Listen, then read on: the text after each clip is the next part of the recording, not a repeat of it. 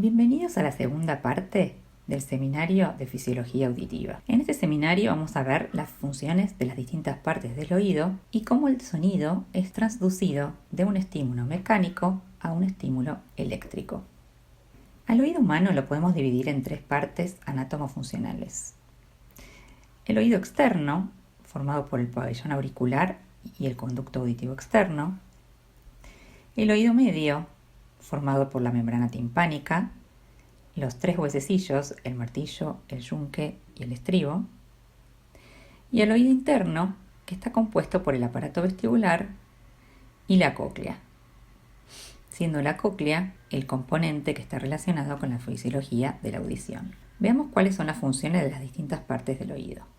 Los pabellones auriculares o orejas son dos estructuras que permiten la captación del sonido y lo conducen hacia el conducto auditivo externo. En el conducto auditivo externo, la señal sonora, que es una onda de presión, es amplificada de unas 30 a unas 100 veces, pero no cualquier sonido es amplificado en esta magnitud, sino que está especializado para poder amplificar sonidos de 3000 Hz. Esta amplificación determina que el ser humano sea especialmente sensible a sonidos en el rango de 2000 a 5000 Hz. En el conducto auditivo externo se encuentran unas glándulas sebáceas que producen cera. Esta cera es importante para impedir el pasaje de agentes externos que puedan contaminar al oído. Si esta cera se produce en exceso o si se acumula, puede formar tapones de cera que obstruyen el pasaje de la onda sonora, disminuyendo la capacidad auditiva. Entonces, las funciones del oído externo son la captación, la conducción y la amplificación del sonido. En estas imágenes podemos ver al oído medio desde su interior. Aquí vemos al tímpano o la membrana timpánica articulando con el martillo. Y en esta imagen vemos al martillo articulando con el yunque y con el estribo. El estribo finalmente articula con la ventana oval y va a dar pasaje al sonido hacia la cóclea. En esta porción del oído se produce la amplificación del sonido. La impedancia es la resistencia al movimiento que presenta un medio. Los líquidos que llenan el oído interno, que son la endolinfa y la perilinfa, tienen mayor impedancia que el aire, a través del cual se conduce el sonido al ingresar por el oído externo. Por eso, la función principal del oído medio es amplificar la onda sonora para poder transmitirla al oído interno sin grandes decrementos de energía. El oído medio amplifica la presión de la onda sonora unas 200 veces. ¿Cómo se consigue esta amplificación? La superficie de la membrana timpánica es unas 20 veces mayor que la de la ventana oval. Como vimos en el teórico anterior, la onda sonora es una onda de presión y la presión se puede calcular como la fuerza de la onda sobre la superficie. Como la superficie de la membrana timpánica es mayor que la de la membrana oval, la presión que ejerce la onda sonora sobre la presión sobre la ventana oval es mayor a la de la membrana timpánica. Por otro lado, los tres huesecillos conforman un sistema de palanca. Acá tenemos a la onda sonora impactando sobre la membrana timpánica. Al moverse la membrana timpánica, se mueve el martillo y a su vez se mueve el yunque y el estribo. Pero pequeños movimientos en el martillo producen grandes movimientos en el estribo. De esta manera también se consigue amplificar el sonido. Cuando el sonido es de gran intensidad, el desplazamiento de la membrana timpánica será mayor y por lo tanto mayor será la intensidad del sonido que se va a conducir al oído interno. Otra de las funciones del oído medio es la de proteger al oído interno frente a sonidos de alta intensidad, disminuyendo la amplitud de los mismos.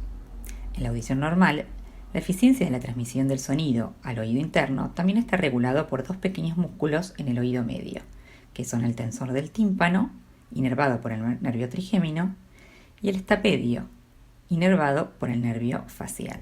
La contracción de estos músculos, que se activan automáticamente por los ruidos fuertes o durante la propia vocalización, endurecen los huesecillos y reducen la cantidad de energía sonora transmitida hacia la cóclea. En el ser humano, la respuesta principal es mediada por el reflejo estapedial, que es la contracción refleja del músculo del estribo, también conocido como estapedio.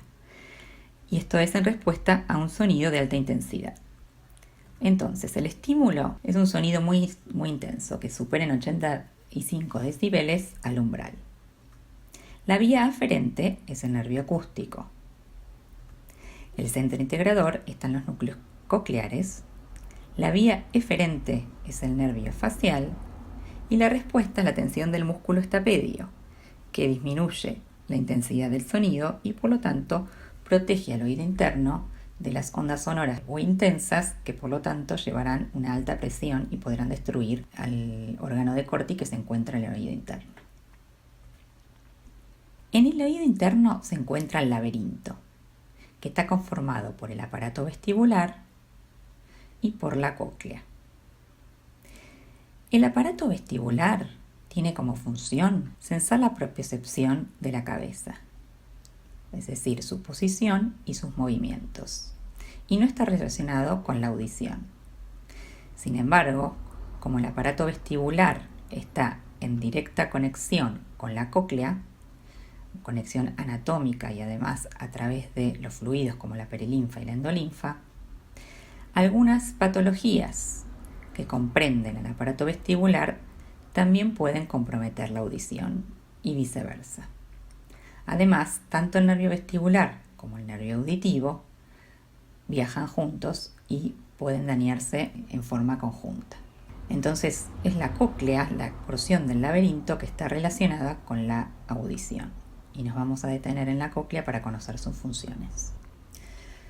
El laberinto tiene una porción ósea que lo rodea e internamente tiene una porción membranosa. Aquí estamos viendo la porción membranosa de la cóclea y vemos dos orificios que son la ventana oval y la ventana redonda.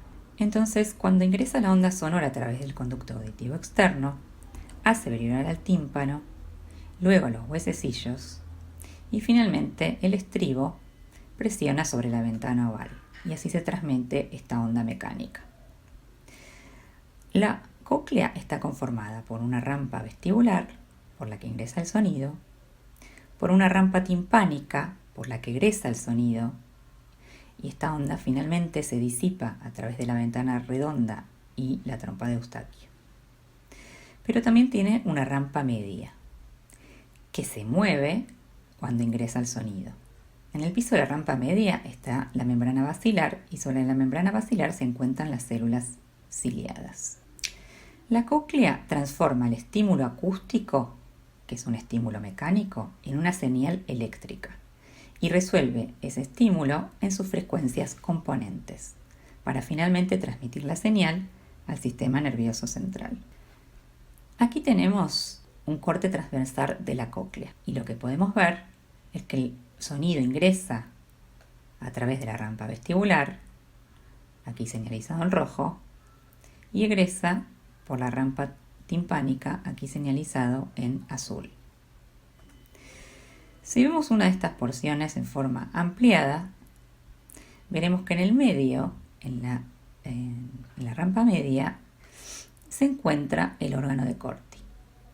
El órgano de Corti es el receptor propiamente dicho de la audición, ya que es el que transforma este estímulo mecánico en un estímulo eléctrico. ¿Cómo está conformado el órgano de Corti? Está apoyado sobre el piso de la rampa media en una estructura que se conoce como membrana basilar y contiene dos tipos de células ciliadas. Las células ciliadas internas, que son las que captan el sonido, y las células ciliadas externas, que amplifican el sonido. En cada porción, por cada célula ciliada interna, contamos con 3 células ciliadas externas.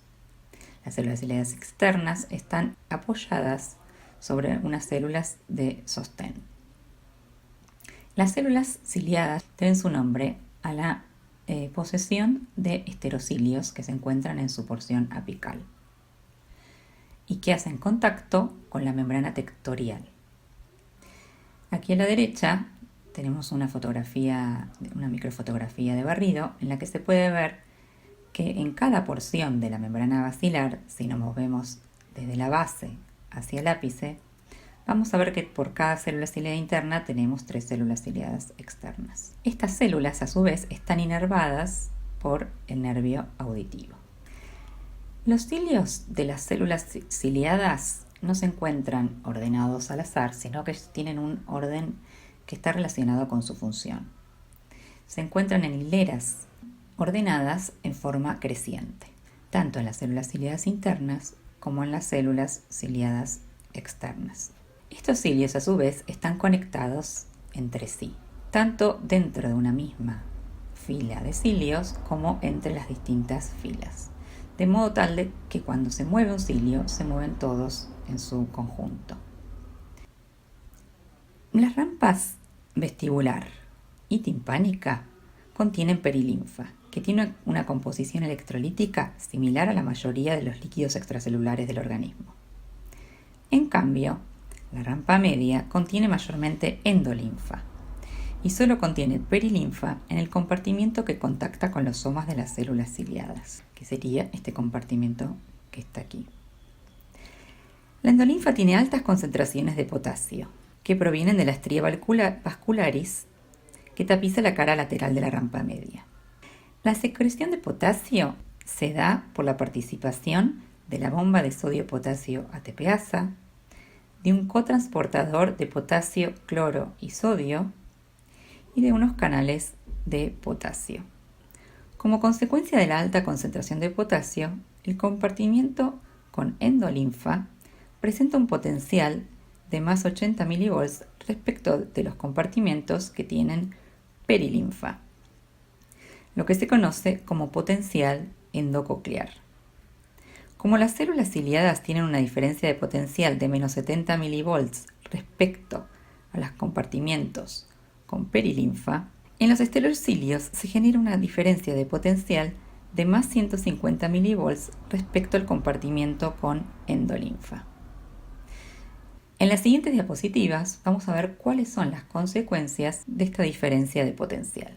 Vamos a ver ahora entonces cómo se produce el mecanismo de traducción del estímulo mecánico, que es la onda sonora, en un estímulo eléctrico en el órgano de Corti. Cuando la onda sonora ingresa al oído, mueve, como dijimos anteriormente, la membrana timpánica y a los huesecillos y se transmite de la rampa vestibular a la rampa timpánica. En ese momento, la cóclea se moviliza por las vibraciones que produce la onda sonora, moviendo también la rampa media. Al moverse la rampa media, los cilios de las células ciliadas chocan contra la membrana tectorial. Este desplazamiento que produce la membrana tectorial sobre los cilios de las células ciliadas despolariza a las células ciliadas. ¿Y cómo es que se produce esta despolarización? El desplazamiento de los cilios hacia los cilios de mayor longitud produce tracción de las compuertas de unos canales que se encuentran en los cilios, que son canales para potasio. Entonces, la apertura de estos canales es una apertura mecánica y está dada por la tracción de estos puentes apicales que unen a los cilios con las compuertas de los canales de potasio. Al abrirse los canales de potasio, el potasio ingresa a los cilios por gradiente electroquímico. El ingreso de potasio despolariza a las células ciliadas por el ingreso de cargas positivas. Estos canales se cierran por el aumento de calcio.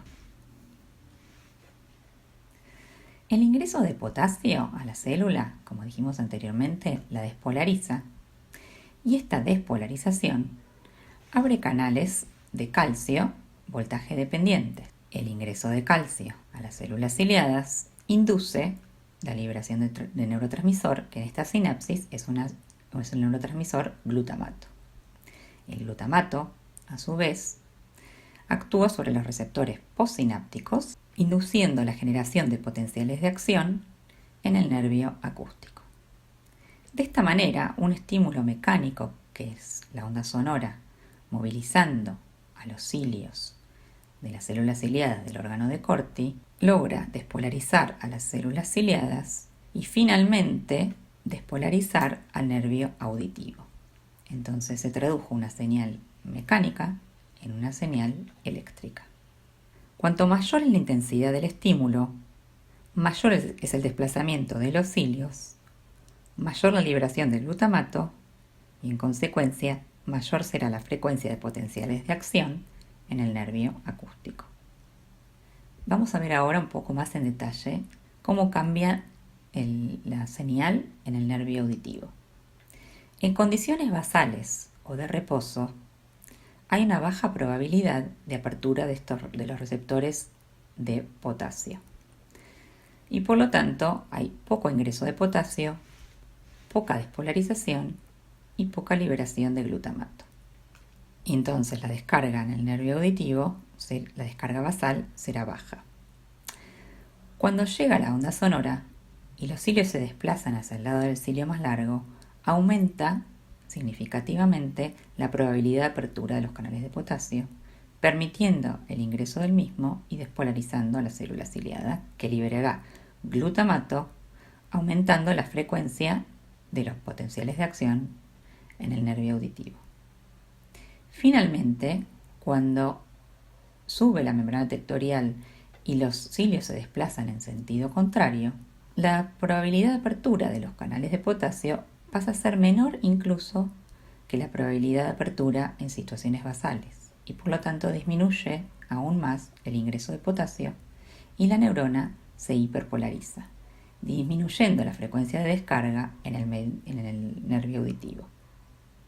Cuando llega la onda sonora, entonces, al movilizarse la membrana basilar, se van produciendo alternancia entre despolarización e hiperpolarización.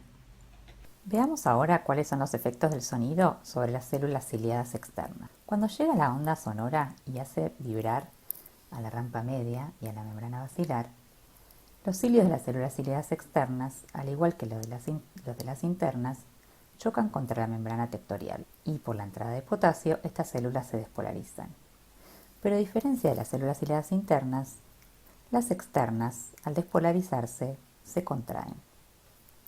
Al contraerse, como están en contacto con las células de sostén, traccionan de ellas y a su vez se amplifica la movilización de la membrana basilar. Por lo tanto, las células ciliadas externas funcionan como un amplificador coclear. La contracción de las células ciliadas externas no ocurre como en las células musculares, sino que se produce por la presencia de una proteína que está en la membrana que se conoce como el nombre de prestina. Al despolarizarse las células, la posición de la prestina cambia, ocupando menos lugar en la membrana de las células ciliadas externas y por lo tanto disminuye la superficie de las mismas, acortándose su longitud. Veamos cómo se codifica la frecuencia en la membrana basilar. Los sonidos graves o de bajas frecuencias recorren una gran longitud dentro de la cóclea a través de la rampa vestibular y vuelven por la rampa timpánica, mientras que los sonidos agudos o de alta frecuencia recorren cortas distancias antes de disiparse. La tonotopía es la organización topográfica de los tonos en la membrana basilar. En esta membrana basilar podemos ver que en la base están los sonidos más graves de 20.000 Hz o 20 kHz, mientras que en el ápice están los de 20 Hz. Y en el medio tenemos todo el rango de frecuencias audibles por el ser humano. ¿De qué depende entonces la tonotopía en la membrana basilar? Por un lado, depende de su forma trapezoidal. Si desplegamos la membrana basilar y la vemos en dos dimensiones, aquí está la base y aquí está el ápex, vemos que tiene una forma de trapecio, con su base menor cerca de la base y su base mayor más cerca del ápex. Existe una relación inversa entre la longitud de cada uno de los segmentos de la membrana basilar y la frecuencia, de modo tal que en la base, donde encontramos pequeñas longitudes, se puede percibir sonidos de alta frecuencia, porque esta parte de la membrana es capaz de vibrar a mayor frecuencia, mientras que en el ápex vibran los sonidos de menor frecuencia. Es lo mismo que ocurre con un xilofón, donde la diferencia en la frecuencia del sonido que emite cada una de las teclas está relacionada con la longitud de las mismas. Podríamos hacer una analogía entre la membrana basilar y un instrumento musical como este, por ejemplo, y entonces podríamos ver que en cada segmento, en cada conjunto de células ciliada interna y externa, correspondería una frecuencia de vibración, que a su vez se corresponde con distintos tonos, yendo desde sonidos más agudos a sonidos más graves. Otro de los componentes que influye sobre la diferencia de frecuencias que es capaz de percibir la membrana basilar tiene que ver con su composición. En la región más cercana a la base existen fibras de colágeno que le otorgan mayor rigidez, y la rigidez es directamente proporcional a la frecuencia, es decir, a mayor rigidez, mayor frecuencia. Es lo mismo que ocurre cuando se afina, por ejemplo, una guitarra. Para aumentar la frecuencia de vibración, se tensa la cuerda. Los sonidos normalmente no son de una sola frecuencia, no son sonidos puros, sino que son compuestos por sonidos de distintas frecuencias. Cuando el sonido ingresa al oído, es descompuesto en las distintas porciones de la membrana basilar. ¿Qué quiere decir esto? Que cada región va a captar onda de distintas frecuencias, siendo las que se captan más cercanas a la base los sonidos que tienen mayor frecuencia, y los que están más cerca del ápice son los sonidos de menor frecuencia. Pero a su vez, cada porción de la membrana basilar está inervada por una porción diferente del nervio acústico, ¿sí? Por distintos axones. Entonces la tonotopía de la membrana basilar sigue manteniéndose en el nervio acústico y en las diferentes estaciones de relevo de la vía auditiva. Otro de los componentes que determinan la tonotopía en la membrana basilar tiene que ver con la forma de las células ciliadas y con la longitud de sus cilios. A medida que nos alejamos de la base, las células ciliadas tienen mayor longitud, al igual que sus cilios. Entonces la altura de las células ciliadas y la longitud de los cilios son inversas a la frecuencia. Por último, las características de las neuronas aferentes del nervio acústico también influyen sobre la tonotopía, siendo las fibras que están más cercanas a la base más anchas y más cortas, lo que le confieren una menor constante de tiempo y por lo tanto son más rápidas y conducen sonidos de mayor frecuencia. En resumen, en este teórico vimos que el oído externo tiene como funciones la captación, la conducción y la amplificación del sonido. Que el oído medio amplifica el sonido mediante la cadena osicular y protege al oído interno mediante el reflejo estapedial. El oído interno traduce un estímulo mecánico, que es el sonido, en un estímulo eléctrico y resuelve sus frecuencias componentes. Finalmente vimos que la tonotopía es la organización topográfica de los tonos en la membrana basilar, que depende de la forma y composición de la membrana, así como también de la forma de las células ciliadas y las fibras del nervio acústico que las inervan.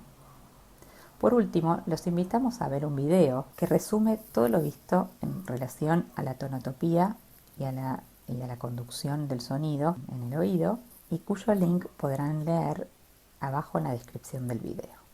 Muchas gracias.